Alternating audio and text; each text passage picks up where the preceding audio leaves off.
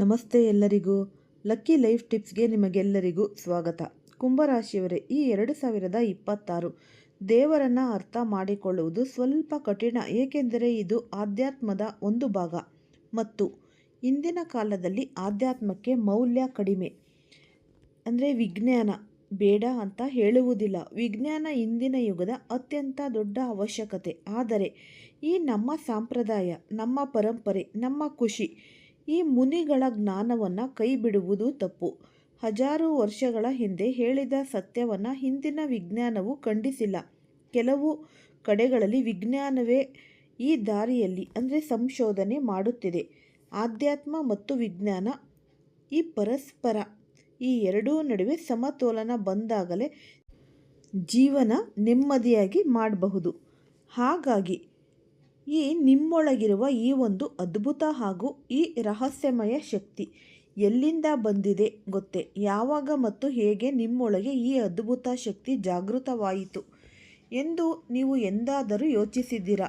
ಇಂದು ನಾವು ನಿಮಗೆ ಈ ಮಂತ್ರದ ಬಗ್ಗೆ ಹೇಳಲು ಹೋಗುತ್ತಿದ್ದೇವೆ. ಇದನ್ನು ಅರ್ಥ ಮಾಡಿಕೊಳ್ಳಲು ಕೇವಲ ನಿಮಗೆ ನಿಮಿಷಗಳು ಸಾಕು. ಆದರೆ ಇದರ ಪರಿಣಾಮ ಮೊತ್ತಕ್ಕೂ ಜೀವನಮಾನಕ್ಕೆ ಸಾಗುವಷ್ಟು ನಿಮಗೆ ಈ ಅದ್ಭುತ ಶಕ್ತಿ ಅನ್ನೋದು ದೊರೆಯುತ್ತೆ. ನಂತರ ಇದನ್ನು ಅರ್ಥ ಮಾಡಿಕೊಳ್ಳಲು ಕೇವಲ ನಿಮಗೆ 1 ನಿಮಿಷ ಸಾಕು. ಆದರೆ ಇದರ ಪರಿಣಾಮ ಅಂತೂ ತುಂಬಾ ಮಹತ್ವದ್ದು ಅಂತಲೇ ಹೇಳಬಹುದು. ಈ ಶಕ್ತಿಯ ನಿಜ ಹೆಸರೇನು? ಯಾರು ಇದನ್ನು ನಿಮ್ಮೊಳಗೆ ಇಟ್ಟರು ಮತ್ತು ಎಷ್ಟು ಕಾಲದಿಂದ ಇದು ನಿಮ್ಮ ಜೊತೆ ಇದೆ? ಇವೆಲ್ಲ ಪ್ರಶ್ನೆಗಳ ಉತ್ತರ ಈ ವಿಡಿಯೋದ ಅಂತ್ಯದೊಳಗೆ ನಿಮಗೆ ಸ್ಪಷ್ಟವಾಗುತ್ತೆ. ಈ ವಿಡಿಯೋವನ್ನು ಫಸ್ಟಿಂದ ಹಿಡಿದು ಕೊನೆ ತನಕ ಸ್ಕಿಪ್ ಮಾಡ್ದಲೇ ನೋಡಿದ್ರೆ ತುಂಬಾ ಉಪಯುಕ್ತವಾದ ಮಾಹಿತಿ ನಿಮಗೂ ಕೂಡ ಲಭಿಸುತ್ತೆ. ಈ ವಿಡಿಯೋ ಇಷ್ಟ ಆಗಿದ್ರೆ ಪುಟ್ಟದೊಂದು ಲೈಕ್ ಕೊಡೋದನ್ನು ಮರಿಬೇಡಿ. ಕುಂಭರಾಶಿಯವರು ಯಾರೆಲ್ಲ ಇದ್ದೀರಾ ಅವರು ಹೆಚ್ಚಾಗಿ ಈ ವಿಡಿಯೋವನ್ನು ಶೇರ್ ಮಾಡಿ. ಓಂ ಶ್ರೀ ಶನೇಶ್ವರಾಯ ನಮಃ ಅಂತ ಕಮೆಂಟ್ ಬಾಕ್ಸ್ನಲ್ಲಿ ಕಮೆಂಟನ್ನು ಹಾಕಿ. ಇಲ್ಲ ಅಂದರೆ ನಿಮ್ಮ ಮನೆ ದೇವರು, ನಿಮ್ಮ ಕುಲ ದೇವರ ಹೆಸರನ್ನು ಈ ಕಮೆಂಟ್ ಬಾಕ್ಸ್ನಲ್ಲಿ ಹಾಕಿ. ವಿಷಯಗಳು ಮತ್ತು ನಿಮ್ಮ ಚಿಂತನೆ ಮತ್ತು ನಿಮ್ಮ ಜೀವನ ಎರಡನ್ನ ಬದಲಿಸಬಲ್ಲವು. ಈ ವಿಡಿಯೋ ಅರ್ಥ ಮಾಡಿಕೊಳ್ಳದೆ ಮಧ್ಯದಲ್ಲೇ ನೀವು ಬಿಟ್ಟರೆ ನೀವು ನಿಮ್ಮ ಈ ಬದುಕಿನ ಈ ದೊಡ್ಡ ಸತ್ಯದಿಂದ ಈ ಮುಖ ತಿರುಗಿಸಿದವರಂತಾಗುತ್ತೀರಿ. ಇದು ಸಾಮಾನ್ಯ ಜ್ಞಾನವಲ್ಲ, ಕೇಳಿ ಮರೆತು ಬಿಡುವ ಕತೆ ಕೂಡ ಅಲ್ಲ. ಇದೊಂದು ಸತ್ಯ. ಇದನ್ನು ಅರಿತ ನಂತರ ಮನುಷ್ಯ ಹಿಂದೆ ಇದ್ದಂತಹ ಆಗುವುದಿಲ್ಲ. ಇವತ್ತಿನವರೆಗೂ ನೀವು ಯಾವ ಸ್ಥಿತಿಯಲ್ಲಿ ಬಾಳುತ್ತಿದ್ದೀರಿ, ಯಾವ ಹೋರಾಟ, ಈ ಬಡತನ, ಭಯ ಮತ್ತು ವಿಫಲತೆಯನ್ನು ಭರಿಸಿದ್ದೀರಿ, ಇದರ ಹಿಂದೆ ಕೇವಲ ಶ್ರಮದ ಕೊರತೆ ಮಾತ್ರ ಕಾರಣವಲ್ಲ. ನಿಮ್ಮನ್ನು ಯಾವಾಗಲೂ ತಪ್ಪುದಾರಿಗೆ ತೋರಿಸಲಾಯಿತು. ನಿಮಗೆ ಹೇಳಲಾಯಿತು ಈ ಶಕ್ತಿ ಹೊರಗಿದೆ. ಯಾವ ತಾಂತ್ರಿಕದಲ್ಲಿ ಇದು ಅಂತಂದರೆ ವಿಶೇಷ ಉಪಾಯಗಳು ಅಥವಾ ಈ ವಿಧಿವಿಧಾನಗಳಲ್ಲಿ. ಆದರೆ ನಿಜ ಸತ್ಯವೇನೆಂದರೆ ನಿಮ್ಮ ಶಕ್ತಿ ಯಾವತ್ತೂ ಹೊರಗಿಂದು ಅಲ್ಲ.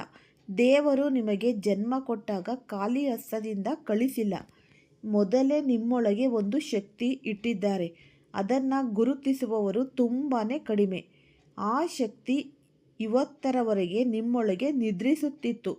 ನೀವು ಕತ್ತಲಲ್ಲಿ ಬದುಕಿದ್ದೀರಿ. ಪ್ರಶ್ನೆ ಶಕ್ತಿ ನಿಮ್ಮೊಳಗೆ ಇದೆಯೋ ಇಲ್ಲವೋ ಅಲ್ಲ. ಪ್ರಶ್ನೆ ಏನು ಅಂದರೆ ನೀವು ಅದನ್ನು ಅನುಭವಿಸದೆ ಏಕೆ? ಅಂದರೆ ಹೇಗೆ ಹುಟ್ಟಿತು? ಯಾವ ಕ್ಷಣದಿಂದ ನಿಮ್ಮ ಜೊತೆ ಇತ್ತು?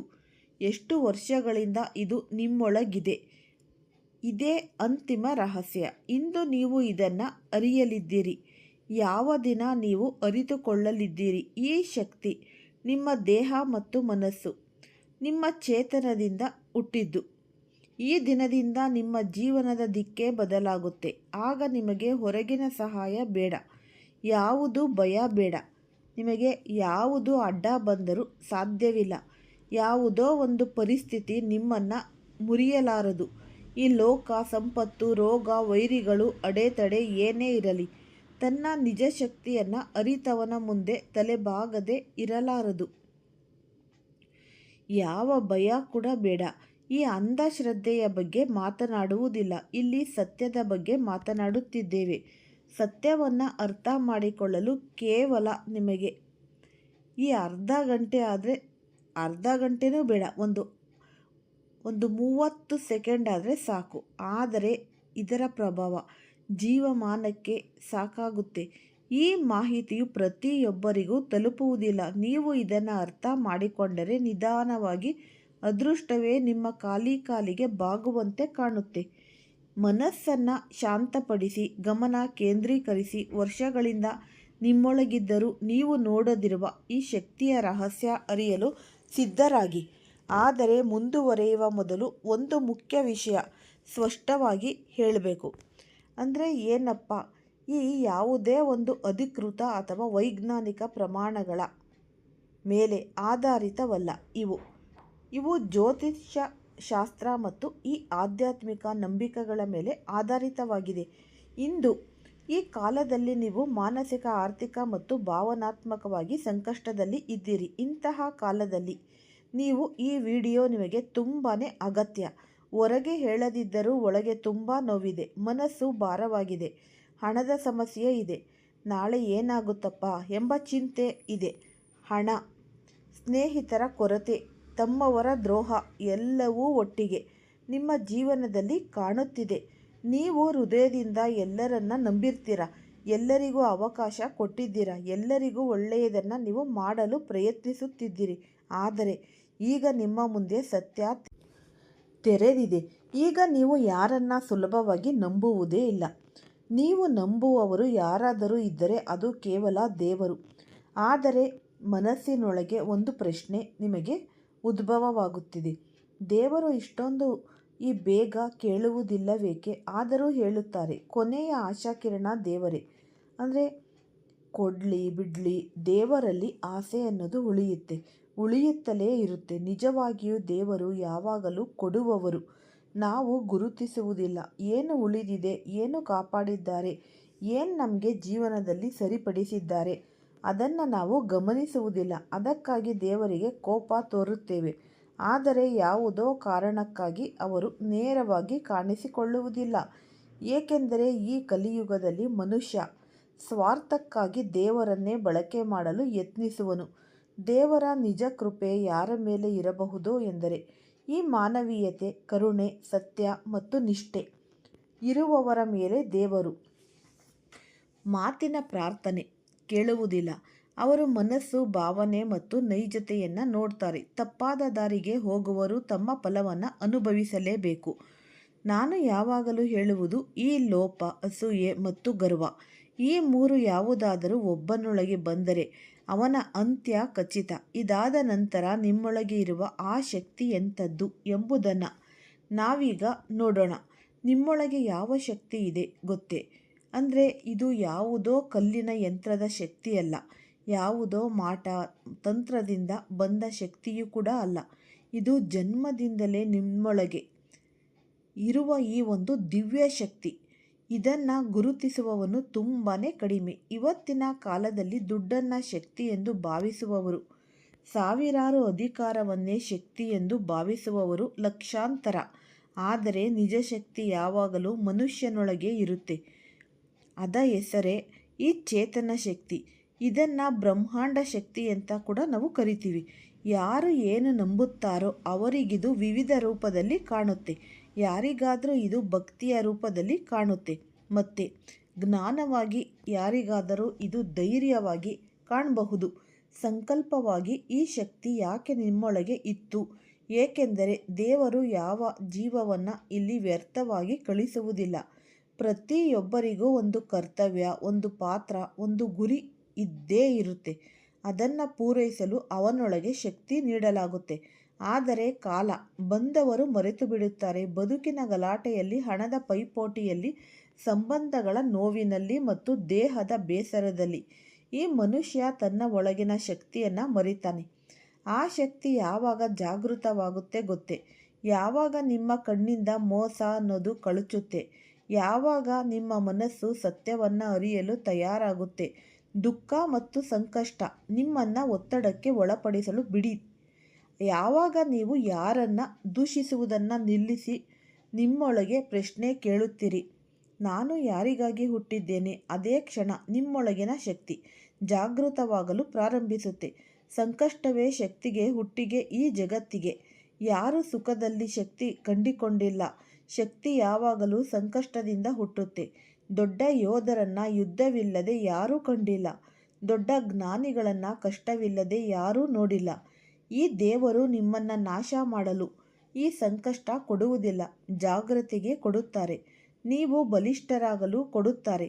ಇಷ್ಟೆಲ್ಲ ಮಾತುಗಳನ್ನು ಹೇಳುವುದರಲ್ಲೊಂದು ದೊಡ್ಡ ರಹಸ್ಯವಿದೆ. ಯಾವ ವ್ಯಕ್ತಿ ತನ್ನ ಒಳಗಿನ ಶಕ್ತಿಯನ್ನು ಗುರುತಿಸುತ್ತಾನೆ ಅಂದು ಅವನಿಗೆ ಹೊರಗಿನ ಜಗತ್ತಿನ ಮೇಲೆ ಅವಲಂಬನೆ ಕಡಿಮೆಯಾಗುತ್ತೆ. ಅವನಿಗೆ ಯಾರಿಂದಲೂ ಸಹಾಯ ಬೇಡ. ಅವನಿಗೆ ಯಾರಿಂದಲೂ ಏನು ಉಲ್ಲಂಘನೆ, ಸಹಾಯ, ಆತ್ಮವಿಶ್ವಾಸ ಅನ್ನೋದು ಬೇಡವೇ ಬೇಡ. ಅವನಿಗೆ ಅನುಮತಿ ಬೇಡ ಮತ್ತು ಸ್ವತಃ ಸಾಕಾಗುತ್ತಾನೆ. ಈ ಶಕ್ತಿ ಎಷ್ಟು ವರ್ಷಗಳಿಂದ ನಿಮ್ಮ ಜೊತೆ ಇದೆ ಗೊತ್ತೇ? ಜನ್ಮ ಕ್ಷಣದಿಂದಲೇ ಯಾವಾಗ ನೀವು ಮೊದಲ ಉಸಿರೆಳೆದಿರಿ ಅಲ್ಲಿಂದಲೇ ಈ ಶಕ್ತಿ ನಿಮ್ಮೊಳಗೆ ನೆಲೆಸಿದೆ. ಆದರೆ ಜಾಗ್ರತೆ ಇಲ್ಲದ ಕಾರಣ ನೀವು ಅದನ್ನು ಗುರುತಿಸಿರಲಿಲ್ಲ. ಇದೀಗ ಮುಖ್ಯ ಪ್ರಶ್ನೆ ಅಂದರೆ ನಿಮ್ಮ ಶಕ್ತಿ ಯಾರಿಂದ ದೊರೆಯಿತು? ಈ ಜ್ಯೋತಿಷ್ಯ ಶಾಸ್ತ್ರದ ಪ್ರಕಾರ ಇದೊಂದು ಈ ಗ್ರಹ ಶಕ್ತಿ ಮತ್ತು ಚೇತನ ಶಕ್ತಿ ಸಂಗಮ. ಆಧ್ಯಾತ್ಮಿಕ ನಂಬಿಕೆಯ ಪ್ರಕಾರ ಇದು ದೇಹದಿಂದ ಅಂದರೆ ದೇವರಿಂದ ದೊರೆಯ ಅನುಗ್ರಹ. ವಿಜ್ಞಾನ ಪ್ರಕಾರ ಇದು ಚೇತನ ಮತ್ತು ಮಾನಸಿಕ ಸಾಮರ್ಥ್ಯದ ರೂಪ. ಯಾರೇ ಯಾವ ದೃಷ್ಟಿಯಿಂದ ನೋಡಿದರೂ ರಹಸ್ಯ ಒಂದೇ, ಶಕ್ತಿ ನಿಮ್ಮೊಳಗೆ ಇದೆ. ಇದೀಗ ನಾವು ಮುಂದಿನ ಭಾಗದಲ್ಲಿ ನೋಡಿ ಈ ಶಕ್ತಿಯನ್ನು ಹೇಗೆ ಜಾಗೃತಗೊಳಿಸಬಹುದು, ಯಾವ ಕ್ಷಣದಲ್ಲಿ ಇದು ನಮಗೆ ಕಾಣಿಸುತ್ತೆ ಮತ್ತು ಯಾವ ಸೂಚನೆಗಳಲ್ಲಿ ನೀವು ಅರಿಯುತ್ತೀರಿ. ನಿಮ್ಮ ಜೀವನದ ಬದಲಾವಣೆಯ ಹಂತಕ್ಕೆ ಬಂದಿದೆ ಎಂದು ನೀವು ಬೇಸರವೇ ಇಲ್ಲ. ಅದೇ ಧ್ವನಿ, ಅದೇ ನಿಮಗೆ ಪ್ರೋ. ಈ ಶಕ್ತಿಯ ಜಾಗೃತಿಗೆ ಯಾವ ಲಕ್ಷಣಗಳು ಕಾಣಿಸುತ್ತೆ ಅಂತ ನೋಡೋಣ. ಶಕ್ತಿಯ ಜಾಗೃತಿ ಕೇವಲ ಭಕ್ತಿಯ ಮಾತಲ್ಲ. ಇದರ ಸೂಚನೆಗಳು ತುಂಬಾ ಸ್ಪಷ್ಟ, ಆದರೆ ಅವನ್ನು ಗುರುತಿಸುವವರು ತುಂಬ ಕಡಿಮೆ. ಮನಸ್ಸಿನೊಳಗಿನ ಬದಲಾವಣೆ. ಒಂದು ದಿನ ಏಕಾಏಕಿ ನಿಮ್ಮೊಳಗೆ ಪ್ರಶ್ನೆ ಹುಟ್ಟುತ್ತೆ, ನಾನು ಯಾರು? ನಾನು ಇಲ್ಲಿ ಏಕೆ ಬಂದಿದ್ದೇನೆ? ನನ್ನ ಗುರಿ ಏನು? ಈ ಪ್ರಶ್ನೆಗಳು ಸಾಮಾನ್ಯವಲ್ಲ. ಇವು ಜಾಗೃತಿಯ ಮೊದಲನೇ ಸೂಚನೆ. ಮೌನದ ಆಸಕ್ತಿ. ಶಬ್ದ, ಗಲಾಟೆ ಮತ್ತು ಈ ಅಶಾಂತಿ ತುಂಬಿದ ಜಗತ್ತು ನಿಮಗೆ ತೀರಾ ಸಣ್ಣದಾಗಿ ಕಾಣಬಹುದು. ನಿಮಗೆ ಏಕಾಏಕಿ ಮೌನ ಮತ್ತು ಈ ಸ್ವಂಚಿತನೆ ಬೇಕೆನಿಸುತ್ತೆ. ಗಮನಿಸಿ, ಮೌನ ದುಃಖದಿಂದ ಅಲ್ಲ, ಜಾಗೃತಿಯಿಂದ ಬರುತ್ತೆ. ಸಹನೆ ಹೆಚ್ಚಾಗುತ್ತೆ. ಮೊದಲು ನೀವು ಸುಲಭವಾಗಿ ಕೆಂಪಾಗುತ್ತೀರಿ. ಈಗ ಸಹನೆ ಅನ್ನೋದು ಬಂದಾಗ ನೀವು ಬಿಕ್ಕಟ್ಟಿನಲ್ಲೂ ಕೂಡ ನಿಮಗೆ ಇದು ಕೂಡ ಕಾಲಹರಣ ಎಂದು ಅನಿಸುತ್ತೆ.